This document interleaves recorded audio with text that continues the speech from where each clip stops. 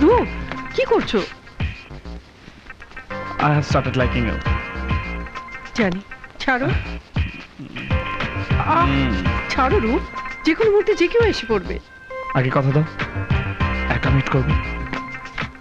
ঠিক আছে, ছাড়ো তো। খালি দুষ্টুমি। তুমি না আমার টিচার। ওকে, গেট রেডি।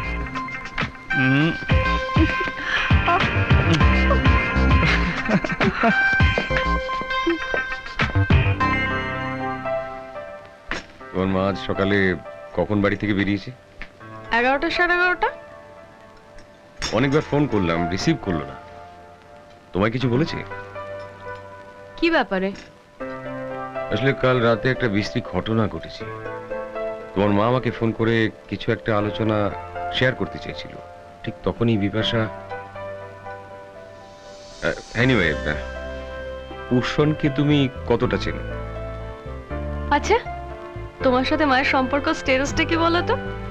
কালকে আমি মাকে কথাটা বললাম, আর আজ তুমি জেনে গেলে। তাহলে তোমরা দুজন আলাদা থাকছো কেন? আলাদা থাকলেই বুঝি সব সম্পর্ক শেষ হয়ে যায়? বেশ, তুমি যদি পোষণের ব্যাপারটা আমার সঙ্গে ডিসকাস করতে না চাও, আমি জানতে চাই না। না জানতে চাও আর কি আছে? আমি ওকে লাইক করি, ভালোবাসি, তবে এটা নিয়ে তো সিরিয়াসলি ডিসকাস করার মতো কিছু হয়নি। আসলে কি জানো তো, তোমার ব্যাপারে আমি আর তোমার মা দুজনই সমান কেয়ারফুল। তাই তুমি যাতে কোনো ভুল না করে ফেলো সে ব্যাপারে আমরা দুজনেই খেয়াল রাখতে চাই। দেখো ড্যাড, তোমার মাকে ভালোবাসাটা, বিয়ে করাটা যদি আজকে ভুল মনে হয়, তাহলে নিশ্চয়ই সেই ভুলটা তোমার লাইফের সঙ্গে মিশে গেছে। আমি যদি আজকে কোনো ভুল করি, সেই ভুলটা আমার লাইফের একটা পার্ট হয়ে থাকবে। তবে আমার মনে হয় না আমি কোনো ভুল করেছি। ব্যাক। তুমি আমায় চেনো?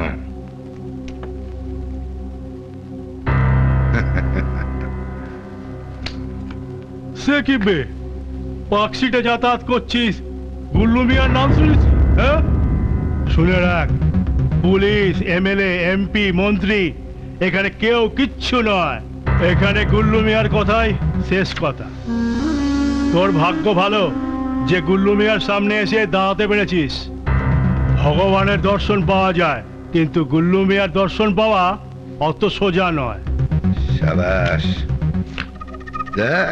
देखो बदनसीबी का खेल। मुझे चाहिए था 9, मिला।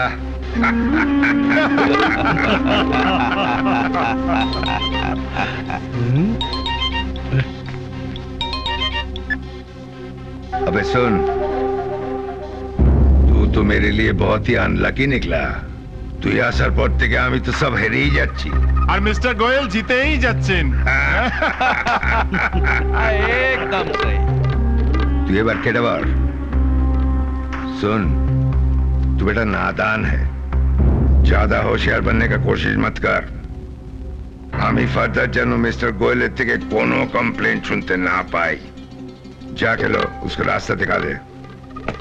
চল শোন, গুল্লুবার কথা না শুনলে না তোর কলকাতা শহরে থাকাই বন্ধ হয়ে যাবে, বুঝতে পেরেছিস? চল।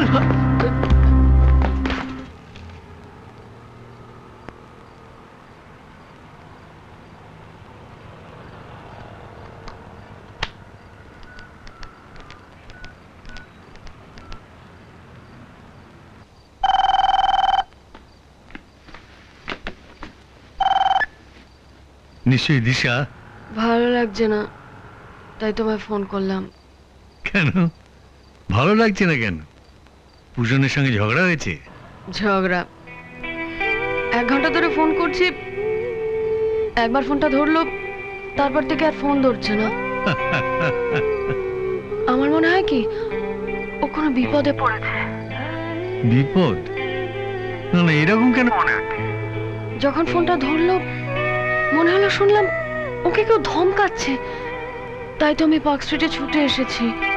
আরে সেরকম কিছু হলে ও ঠিক তোকে বলতো। তুই আর লেট করিস না, বাড়ি চলে যা। তুই না কোথায় এন্থ জোগাবে, বলবে যত কষ্টই হোক ওর সাথে দেখা না করে ফিরবি না, তা নয়। রাখছি